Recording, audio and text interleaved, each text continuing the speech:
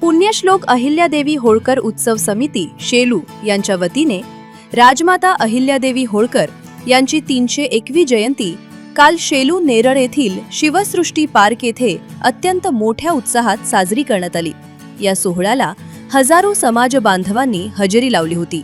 जयंतीचे औचित्य साधून ढोल ताशांच्या गजरात राजमाता अहिल्यादेवी होळकर यांच्या प्रतिमेची भव्य रॅली काढण्यात आली।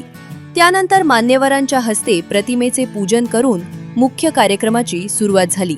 या सोहळ्यात समाजात उल्लेखनीय कार्य करणाऱ्या विविध क्षेत्रातील समाज बांधवांचा विशेष सत्कार करून त्यांना सन्मान चिन्ह प्रदान करण्यात आले। तसेच महिलांसाठी हळदी कुंकू कार्यक्रम आयोजित करून त्यांना भेटवस्तूंचे वाटप करण्यात आले। तर 10वी आणि 12वीच्या परीक्षेत घवघवीत यश मिळवणाऱ्या गुणवंत विद्यार्थ्यांचाही मान्यवरांच्या हस्ते गौरव करण्यात आलाय।